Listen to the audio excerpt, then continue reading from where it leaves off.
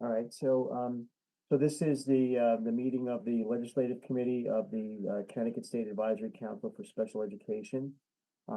With us, we have helping to facilitate is Holly Ryan, myself, Jeffrey Spar, Susan Yankee, who is the chairperson for the SAC is here. Jennifer Lucier is the co-chair of the SAC is here. Anna Wittig, Dimpy Malvania, and Representative Robin Covey, and also we have Matthew Falconer. And we are going to, this is kind of an organizational meeting in a sense. The legislative session, as Representative Comey well knows, starts on January 8th. I'm sure she has that on her calendar. And so just as an overview, what the legislative committee does is we review and sometimes propose legislation or amendments to legislation. We keep an overview and on site of the legislation that's coming out of the legislature. Mostly we work with the education committee because that's where a lot of our stuff comes from, but there could be some other stuff that might be over in like public health and safety, et cetera. Particularly this year when we're talking about things such as like fire drills and things like that that might not necessarily be in education. So Brian Klimkowitz is very, very helpful in this regard. And what he does is he has a person that he works with that kind of gives him signals as to when something is coming down the pike. I have also reached out to an advocacy group in Connecticut called SEEK, CT, and asked them what things they might be looking at because they, you know, they're in the front lines, just like Jennifer's in the front lines. We also obviously hear from her organization as well. So what I'd like to do today is I want to set just excuse me. And so as far as the scheduling goes, what we do is we put some basically hold dates out there. And initially we might go like maybe every 2 weeks, but then things speed up as Representative Comey knows, and it's like the ball starts rolling downhill and it really picks up some speed, particularly towards the end. And we might schedule things on a weekly basis. And then what we always will do, if nothing has come up that we need to particularly act on as a group, we could always cancel that meeting, but we put a hold on it. And then what I'll do sometimes is I will send on what's called written testimony to the to the education committee, and we will include that. What we generally do before taking a position is we run it by the executive committee, so we're not going to do it unilaterally. What I will do in the near future is I will reach out to the education committee and I will introduce myself to them and let them know, you know, what we do generally. And I had a good working relationship with the education committee people last year. Also, I'm located in Norwalk, and it just seems that we have two people from Norwalk that are on the education committee, so that's a good connection right there. Hey, Jeff, can I sweetie, sorry, sir, interrupt you? I'm having a hard time hearing you. Is there any way to, because I have my microphone up all the way. Is anyone else having difficulty or is it just A me? little quiet. I was gonna say I was literally just trying to figure out my computer too. I thought it was just me. I'm glad you said something, Susan. Yeah, you're just super quiet. I put the captions on. I've never been accused of that before, so Really? Use your attorney voice. all right, so I'm using the audio and the video. Sounds Okay. like you're super quiet. All right, well, let So it me, might be where you're positioned with your microphone.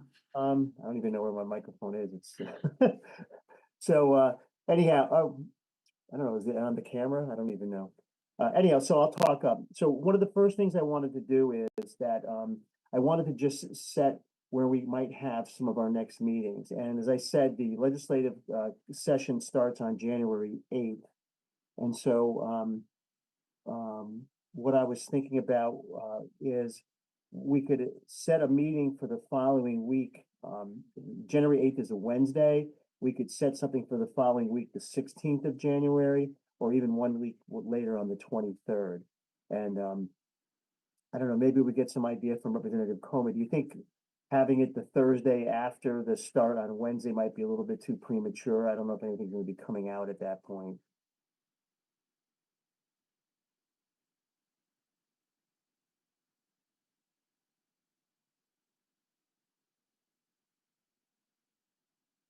Okay, sorry about that. I am juggling multiple Zooms. My apologies.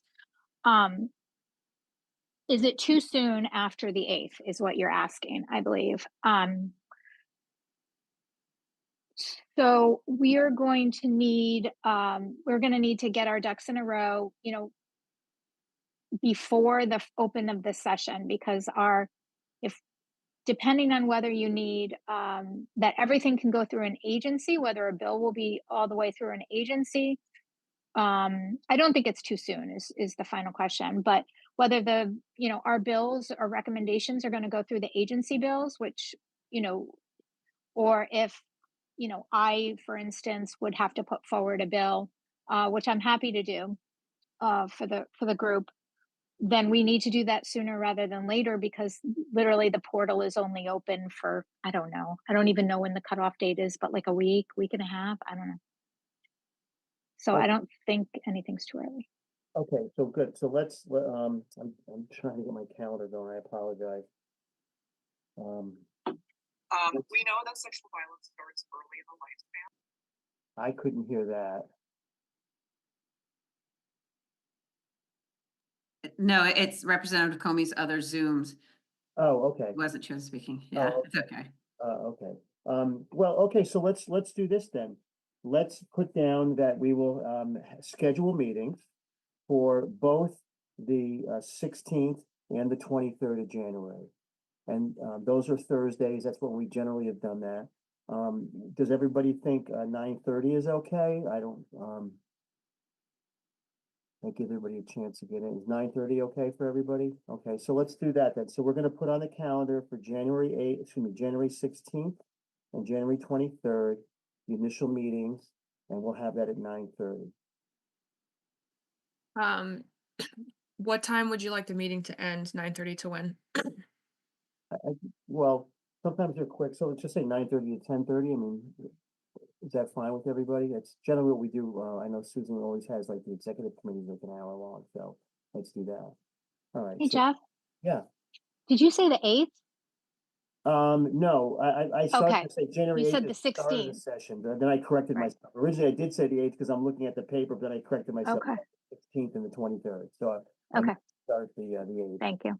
So we're gonna- Representative Comey, do you know if there are any of the speed dates when they plan those that we did last year? We did a speed date, everybody, last year, where we kind of just were able to talk to the education committee. If and I just kind remember of throw a correctly, couple that was points. later in the session. Okay, But we definitely have, we have a new chair, right. Jennifer Lieber, so. Oh, okay. So Sorry, Jeff, sorry to interrupt. What is the date again? The date that we're gonna meet will be on the 16th. That's a 16th. Thursday. Got it. 23rd, 1 week later and we'll meet at 9:30 and we'll schedule it for an hour long. So those will be the two, and then we can pick up and go from there. All right, then the next thing,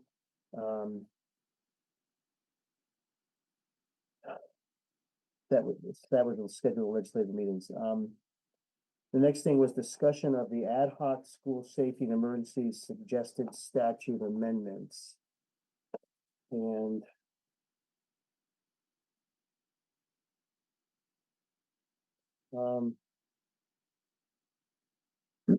on that, there is a statute, which is Connecticut General Statute, section 10-222M.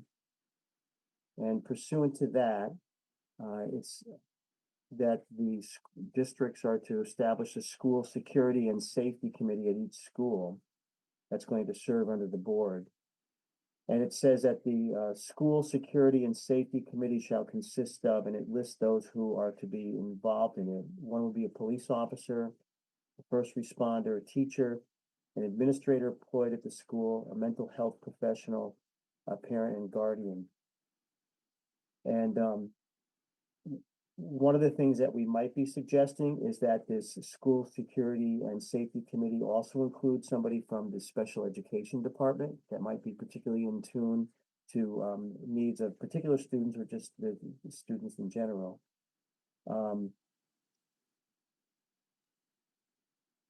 And then also that we require, another proposal that we might entertain is that require that all students with special needs be included in the safety, security and safety plan planning and exercises, and that the parents be notified of the plans and participation.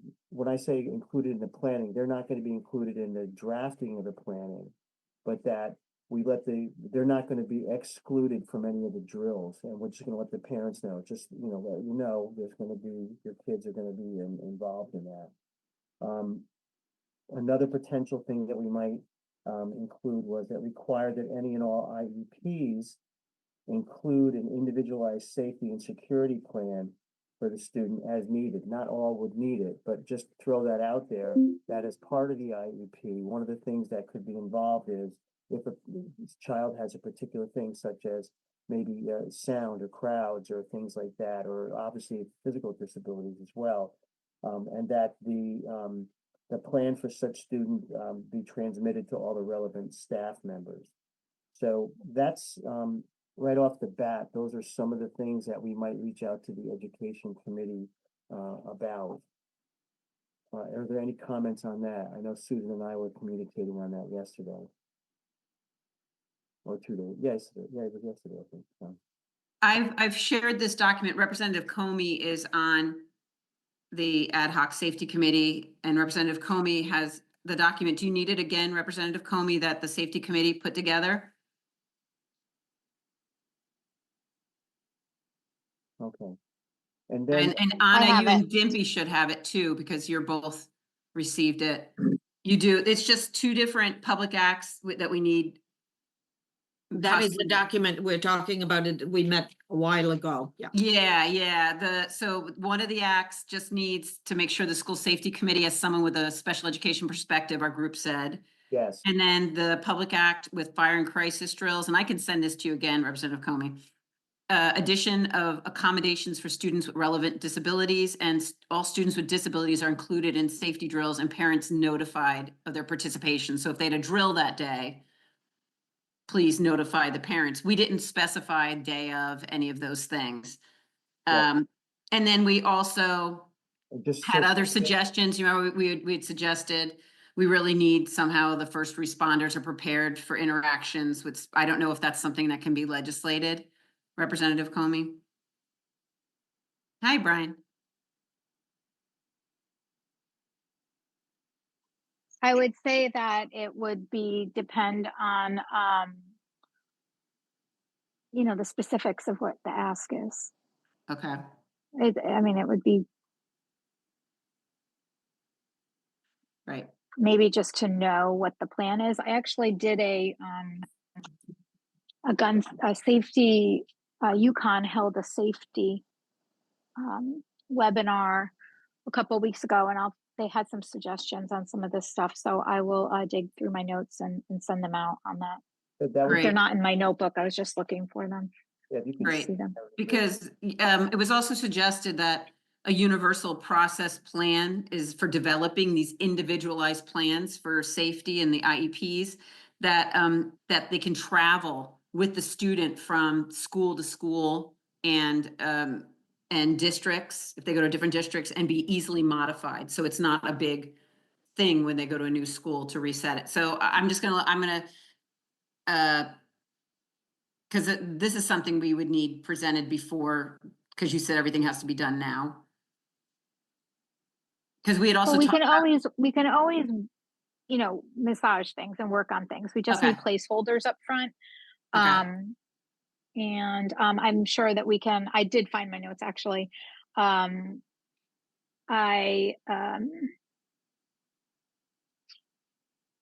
really great stuff, and I bet I can either find the link to the recording, or we can Okay. meet with them specifically. I'm just looking for my notes as regards to special ed. Yeah, planning for disabilities. They were talking about like people in wheelchairs being left in hallways. Yeah. Hand gestures. for, plain language, differences in training, social emotional disabilities, maybe have headphones and an iPad, for kids so that they can keep quiet. But the importance is to develop those IEP plans that are specific. And And there needs to be guidance for the people that are developing the IE plans, even if it's a Yep. a template or something, because a lot of them don't know what to do. Yeah. And Anna, I'm not running this meeting, but I don't know if Jeff sees your hands up. I'm not running this. Oh, I'm sorry, I was looking at, so I just gotten something from this. Thank you, Representative Go Comey. ahead, Anna, go ahead. Sorry. That's all right. Thanks, Susan. Thanks for hitting me in the head with the cold fish. I don't know if I misunderstood something, Susan, actually it was for you, a question. When you said, can we legislate something that the police officers are involved? And I thought that that is in there, that we need to be speaking with the police, with the Preparing them. emergency services, preparing. Preparing the first responders Right. for how to interact with students with special needs and, where they might be sheltering. I don't know if Right. that's a suggestion or or something that should be suggested to, see, and we don't advise the Department of Emergency Management and Homeland Security. But this was his suggestion, kind of, yeah. What, Anna, can't hear you. Oh, There you go. can you hear me now? Yeah. Yeah, You hear me now? That sounds like a commercial. Oh, my internet is unstable. Sorry about that. I've been hearing you Um, loud and clear, so that's good. Okay, good. I'll be quick before it goes down. So it is in there. I don't know if it's legislated or a suggestion, but it is in there that we work in with the emergency services, but there's nothing for them to kind of say, and actually that would be very helpful, to be honest with you. And maybe I'm just kind of speaking from the privates point of view, because we have, as you know, we have kids from different districts. So we have, well, at least Oak Hill has classrooms in different districts. So we have quite a few emergency service districts to talk to. And that has been our challenge. Even like a small ones and the ones that are like state trooper, things like that. So it would be beneficial to make it a little more than a suggestion. And that probably would go to not only education, but would go to the, isn't there a fire safety committee? I believe so. I don't know which one it is. Jeff, our genius person? No, but what did Representative Comey say that she was on the committee? I thought she said she was on a safety committee of some sort. Oh, really? Yeah, but I she didn't look- said it can be, depending what the ask is. So if the ask is for police departments or emergency services to be available to schools to meet, I don't know if that's a specific enough of an ask. Right, to meet, to prepare it, because really, if they have if we set up that relationship already, then other times that they're called to the school would really be helpful, because you'd already have that established relationship. And I don't know if Mr. Brian wants to, or Jeff, or who wants to. yeah, I mean, there's requirements of who the special, who has to be on the committee, I believe. If there aren't, it's because the town has decided who's on the committee, and but there is a safety team in each school, and there's a safety team, I believe, within the district, but Yeah, so that's what I had started out, and that's when I was probably talking too low. So there was the Connecticut General Statute, section 10-222M, and that's referring to the school security and safety plans. And according to that statute, the committee should consist of a local police officer, a local first responder, and then a teacher and administrator. So they're on that. And maybe it might be difficult for us to dictate how the police are to respond or be prepared, but maybe what we can say is that each district should notify the local first responders of any particular special needs. I mean, that doesn't necessarily mean that they would follow it, but at least we're having the information pass from the school district to the first responders. And I would like to think that being armed with that information, that there would be an appropriate, response on the other end. So that might be the way to go, is to, like I said, not be able to dictate how the police and firefighters will respond, but to dictate that the district would notify them of particular needs. And I don't, Brian must be on another meeting. I want to know if that universal process plan for developing individualized plans for students with relevant disabilities and emergencies, if that is a CSDE thing. Anyone know? Recommendation, or is it a legislative recommendation? I don't know. I think it's. Well, think it I could be think it's both. SDE. Well, they Because- would do the form, but like if it was legislated, it would be a requirement to have it. And then the SDE, I assume, would be the ones creating a form or training around it or guidelines. All right, so let's consider that, and then, can we move on to the next item? We'll take. I this- would just say that, yeah, the legislation, however it's written, it's either a may or a shall, usually in legislative Yeah, terms, right? You may do, school districts may do this, or yeah. school districts shall do this, or Yeah, boards of education shall do this. So that, I mean, it depends, right? Yeah. Hi, and then- folks. Can you hear me? Yes, Brian. Hi, yeah, I just want to respond. Yeah, I was in a different meeting, but when I came over, I'm not in another meeting now, so I'm listening to all the conversations, but I do have to jump back on. I wanted to check in just to see if you need anything like from CSDE perspective. Susan, your question was around, so the state advisory council's interested in requiring individualized emergency plans for students with IEPs. That have relevant, yeah, that have relevant disabilities that they need help in an emergency. That's individualized. But what we were just talking about was a So- universal process for making them so that it can go from district to district, and it's the same thing. So when you all had your meeting with Department of Emergency Services, did they review what is included in an emergency plan as required within the school districts?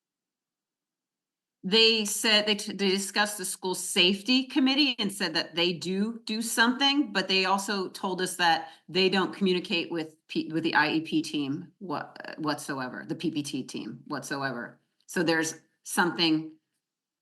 No, I guess Yeah. let me rephrase the question. Did they share with you what the contents of an emergency plan in a school is? Yeah, Anna, Shoot, maybe I'm breaking up. Can you hear Yes. me?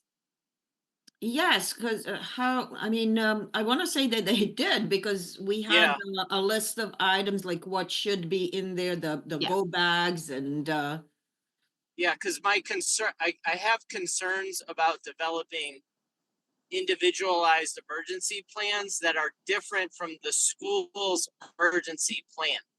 That's not to say that some students won't need to be accommodated based on physical disabilities or being able to navigate whatever the drill is, but there's soup to nuts. There's an emergency is an emergency situation that we may know of, and there are emergencies that we don't know of.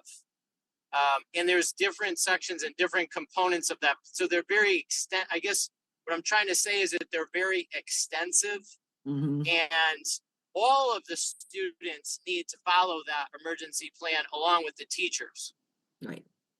So I want to make sure that in the proposal, that's the foundation of all students, because the schools work with their first responders and work with their towns and work with the federal government in some circumstances to handle emergencies. So if there are, I'm just making this up, but if there are 70 students with IEPs in the school, and there are 70 different emergency plans that people need to be aware of, that could be problematic. Though that I'm not speaking on behalf of the department here, I'm just trying to get clarification and help shape what it is that you want to have put forth. Because students are supported. If emergency happens in the classroom, the students supported in the classroom based on their IEP supports and services. So When an Brian, emergency but wait a second, happens- Brian, I just yeah. want to quick interrupt. The reason Yeah, we please. came up with this is because we had the parents saying, that's not happening. And there's some disconnect going on. What's not happening? You said the students being supported in that emergency, but we're. No, I said the students Ah. are supported in the classroom based on their IEP services. So as an example, if a student requires a one-to-one paraeducator to navigate from class to class, that para is there. Now, I know there are vacancies and I know some students don't receive service. That's not what I'm saying. What I'm saying is that they're supported based on their IEP. When an emergency happens, all of the educators have to follow the procedure of whatever it is that emergency requires. Mhm. And some students need assistance to be able to accomplish that. Right. So that's my question is, what exactly is the council trying to accomplish with individual emergency plans? Yeah, I So- agree. The other thing too is that Brian took the example of having 70 kids with IEPs, and let's say an emergency happens, but you're gonna be in a town also where you're gonna have different shifts for the emergency personnel, so trying to educate them as to each individual kid's need. And then all of a sudden, the 3 o'clock shift comes along and you get a whole different group that came in, that would be difficult too. So it might have to flow to the teachers or the school staff to know what the plan is and just, so I think Brian makes a good point. What exactly is the ask here? Who are we asking to be aware of the individual needs? Jeff. Jeff, you have a couple of people with hands up. Oh, I'm sorry. Which, I'm used to having Susan run. Anna, go ahead. My apologies. And then Jen. you're forgiven. Thank you. Well, I just comment that you're very sedate in your eyewear today. Usually you wear glasses that makes Elton John jealous. Right, right. I need to change that. This is not appropriate. Go ahead, Anna. So we do have, again, I don't know about everyone, but each student for us, every child is an IEP, obviously, because we are we Right. partner with a district to serve their students.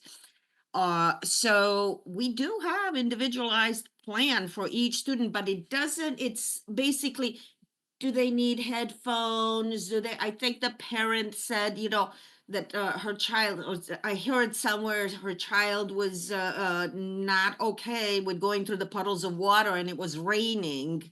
I believe somebody said that in one of our meetings. So it's like those types of things we have to be aware. But as far as emergency personnel are concerned,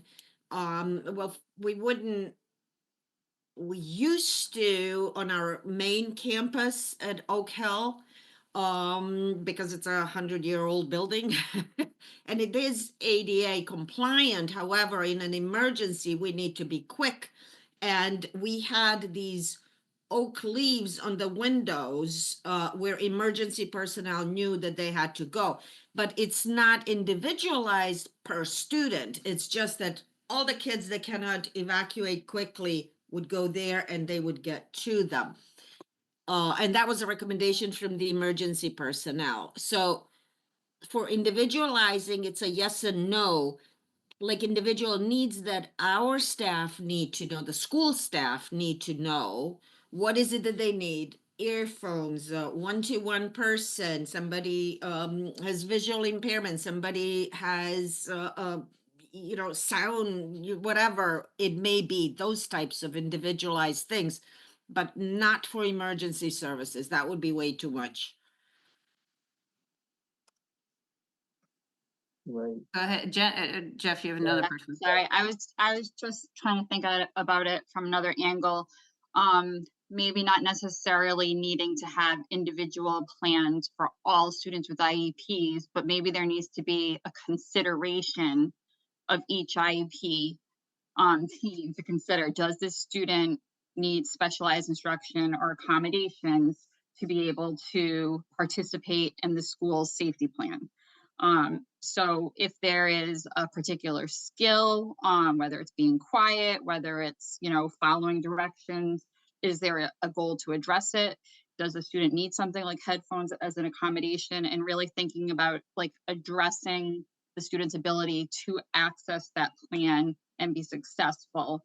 And just to have a conversation about other things. I had a conversation with my team because one of the things that my son works for is walks in the hallway and certain stairwells. So he spends more time in the hallways and stairwells than other students might. So we have some additional practice built in, because of that. So I guess if each team at least had, how like we're supposed to consider assistive technology for every student. If that's one of the considerations each team has to think about, and if the school had a rubric of like, this is what the plan is, these are the skills needed to do it, and then that could be something that helps guide the team. That's just an alternative, because I think at the end of the day, you don't want any student to not be able to be safe because they weren't able to participate because of their disability and the staff wasn't ready to support them. So maybe that's like a happy medium of some sort or some other type of alternative. That was it. So are we saying then that what we could, again, rather than not targeting, but rather than focusing over to the first responder people, go to the district and say that all the IEPs should include, where needed and as necessary, a component to address the safety and security issues. And so that way, and so it doesn't have to, like you said, Jen, not every student has to have like, but do it as needed, but just say that that should be a talking point at the IEP or the PPT meeting. Jeff, I think what you just said are very, you just said it eloquently. So you might have to go back to the video so that you can type down what you beautifully said. And we also need to make sure that the school safety committee, and if they have a plan specific for that student's disability, that is shared with the PPT team. Yeah. And times the student themselves based on what's in the student's IEP, because there's some sort of disconnect, which we found, because we're also talking about teacher safety. Right. And staff safety. That's true. If you have a child that is overstimulated and the teacher or staff is trying to exit the school as well, they might be slowed down on their exit, but dealing with that's a very good point. Yeah, that's absolutely right. But I mean, how difficult would it be to add it to the IEP? What Jen was saying, just on the IEP that was considered and there's a plan, or Just to say there's a box to check off to let them, so everybody has to at least acknowledge. Now, that doesn't mean they have to develop a plan, but at least sit there and say, we discussed it. Or not even that they just discussed it though, it's does the student need specialized instruction or accommodations to be able to participate safely in the emergency plan? And then if the answer is yes, and then it'll say, maybe there's a drop down. We will develop goals, we will develop a behavior plan, like whatever it is the student needs. Yeah, okay, that's good. That's something that we can send over to the education committee, I think. Okay. All right. And I think that also not every student that needs an accommodation has an IEP, right? They may just have a 504 plan, and so I don't know, that's just a point. I was thinking about. or an injury or on crutches or, all Right, those things. right. Yeah. Yeah. Folks, I apologize. I have to switch back over, but was there any other questions or support I could provide at this time? No, the only thing that we're gonna discuss next now, Brian, is, the, legislative breakfast, so, Okay. Very good. Thanks for all the work you're doing. Much appreciated. thanks, Brian, thanks, take care. Okay. Take care. Bye-bye. All right, so, let's, if we can, the other item is about the, creating a, invite letter to the, legislature. Do we know when the LOB breakfast is going to be held? Do we know that? And what is it then, Susan?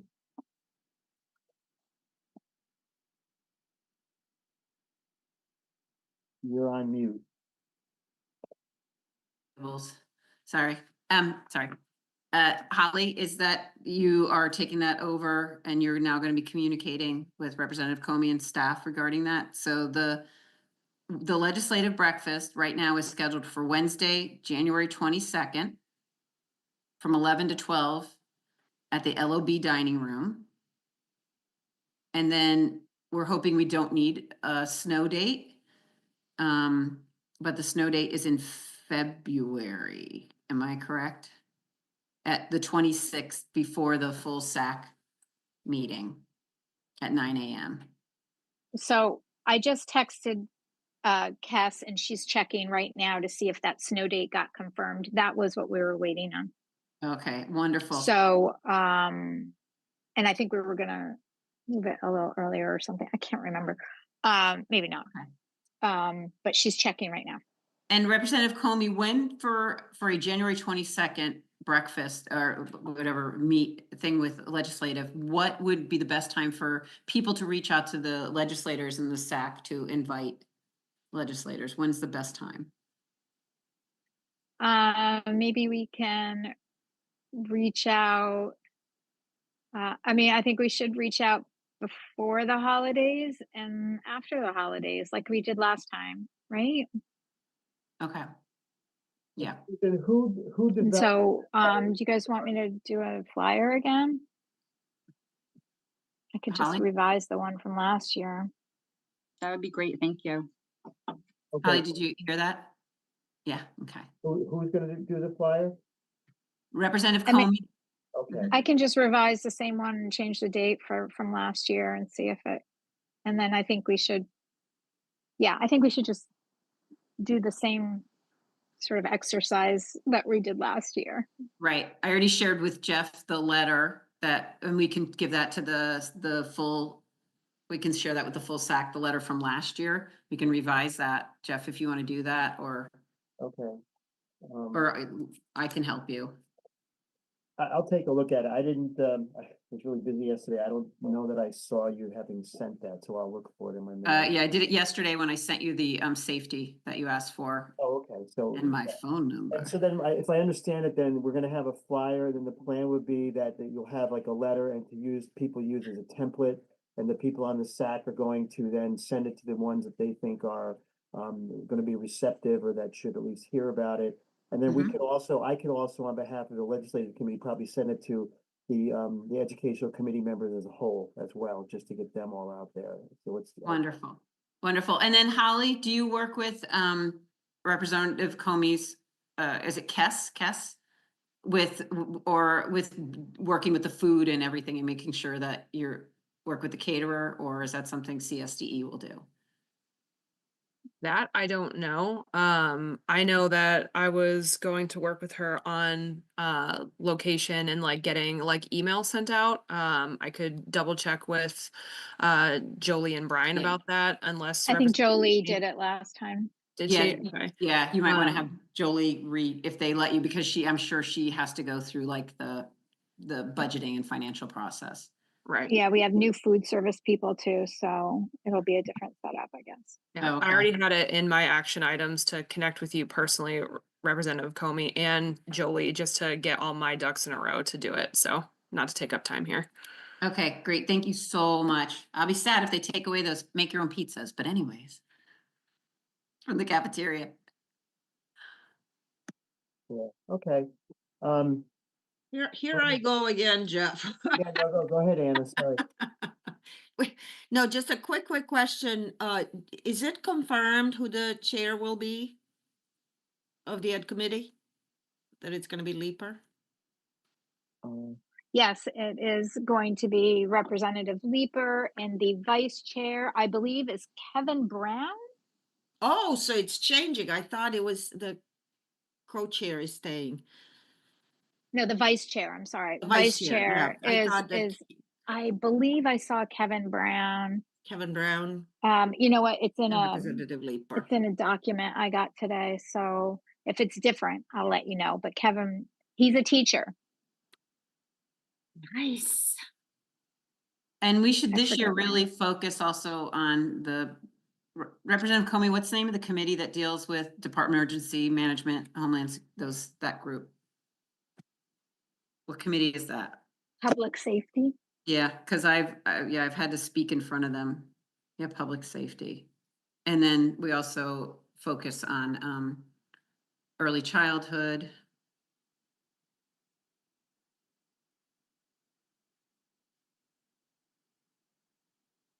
Right, just making myself. So on the website for the General Assembly, this may need to be updated for the committee membership for the Education Committee. It lists as co-chair Jeff Curry and Douglas McCrory, and then it has vice chairs of Jen Leeper and Gary Winfield. So I'm assuming that's just dated and has to be updated.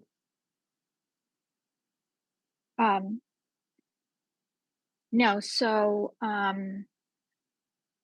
co-chairs, I'm sorry, I meant to be specific, yes. Vice chairs is what I'm talking about. So Go ahead. I'm sorry, Gary Winfield is a vice chair Right. from the Senate side. Yep. Jen Jen Leeper. Leeper is the chair, the co-chair from the House side. Oh. Along with Doug McCrory, who's the co-chair from the Senate side. So Doug has been there for a long time. And then the vice chair for the House and did you say who that person was? It's Kevin No. Brown?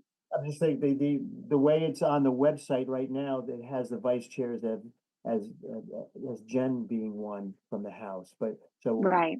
Yeah, it's because we all haven't taken our positions yet, so they haven't been changed. Okay, all righty. Okay, so Yeah, we don't the- really, The yeah, vice we chair don't, is Kevin Brown. we don't know some of the updated, then who to invite, right? Is that correct, Representative Comey? Because nothing's set on the website yet, probably. Leadership has been identified. Okay. Right. Leadership has been identified, but the committee people have not. Great. The And while we members. have, and Jeff, while we have Representative Comey, did you want to bring up the one thing that we discuss everybody all the time about the fact that when you have restraint and seclusion, it's the day of? Because didn't you say that didn't get in? And Jennifer, did it get in with the language of the parents? Notification in the language of the parents, do you know? I don't I think it either. was specified in the bill. It didn't specify language of the parents? I don't think so. Okay. Jeff? do Okay. you- Can you send that to me in writing? I don't recall. And I'll look it up. I'll take a look too. Jeff, I can look it up. I think I know what we had written with, Jovi had written last year. Okay.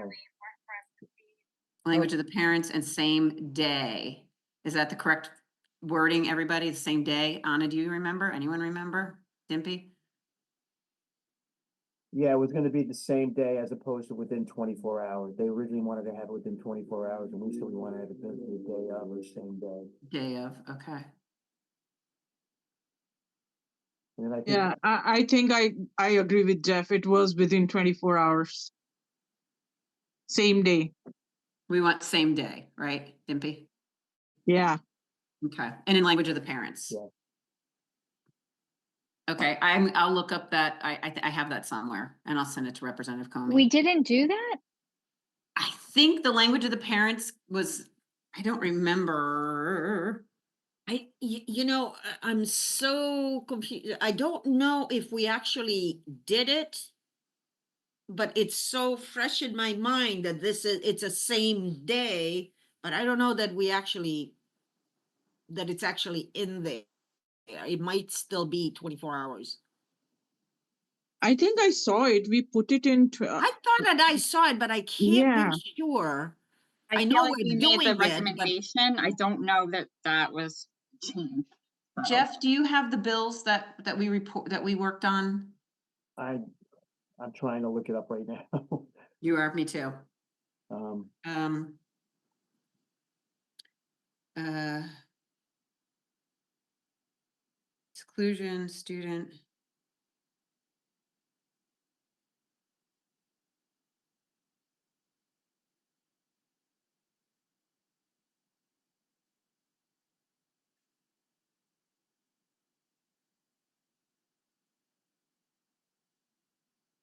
Okay, so I'm looking at 2023. Am I unmuted? It says Connecticut General Statutes, Title 10, Education and Culture, Chapter 170 for Boards of Education. It does say 24 hours still. so we didn't actually do it, but we put it in there. But what if it takes place on the bus on the way home? Or I'm trying to, or like Oh, I yeah. don't know. I mean, I guess I'm just trying to, or like in an after school program and I don't know. I don't know why they would. It would just take a phone call. And Yeah. I think you could put in the language that at least an attempt must be made to contact the parent on the first day, on the day of it. And I think a lot of our discussion really was around a lot of like non-speaking kids being restrained at school and then coming home and having challenges, and the parent had no context for it because they didn't receive timely notification, but it was legal compliant notification within 24 hours. You know, but Representative Comey has a very good point. If it happens on the bus on the way home, the parent is going to find out first. We usually find out from the parent, oh, something happened on a bus. But if it happens before the child leaves school premises, absolutely should be the same day. So it reads right now, not later than 24 hours after the student was placed in physical restraint or seclusion and shall make a reasonable effort to provide such notification immediately after such physical restraint or seclusion is initiated. Right, yeah, okay. But I don't see anywhere where it says in the language, and that notification should be made in the language of the parents.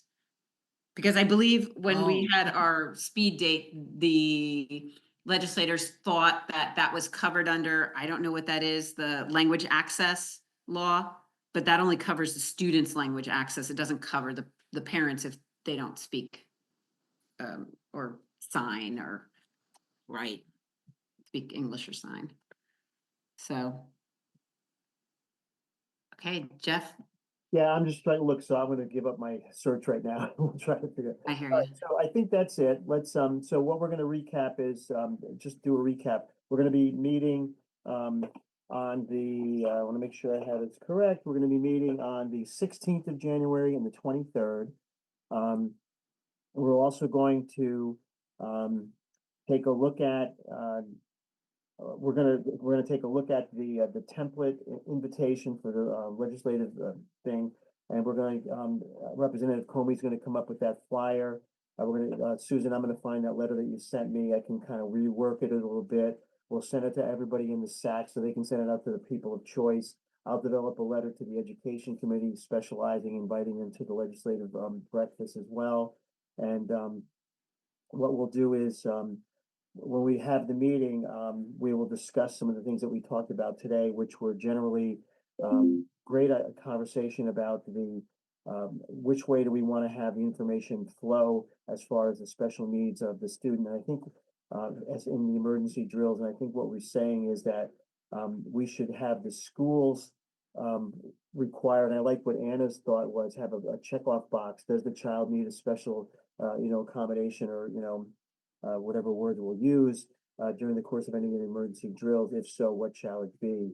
And then also, there was also the comment being made that not just for people with special needs, but in general, it could be like the person who had a skiing accident on crutches. So I want to include that as well. If Jeff, if you could, I know you're probably super busy. If you could just pop that little language together, I can get it into the report tomorrow. Cause that'll change the section with the because we have to go over the legislator and CSDE recommendations for the safety committee. Okay. If you can't, then I can go back and watch the video and I'll write try down to what put everyone something said. together, okay? Hmm? I will put something together. Yeah, okay, thank you, Jeff, because if you can't, I can go back and listen to the words of wisdom everyone said. So, all right, guys. All right, we have a motion to adjourn. Jen has a motion to adjourn, a second. This is the only time that Anna hasn't. I'll do it, I never get to do it. Susan, all right, all in favor, say aye. Aye. All opposed, abstentions, no. Okay, everybody, we will talk to you later. Thanks so much. Thank you so much, Jeff, thank you. Bye.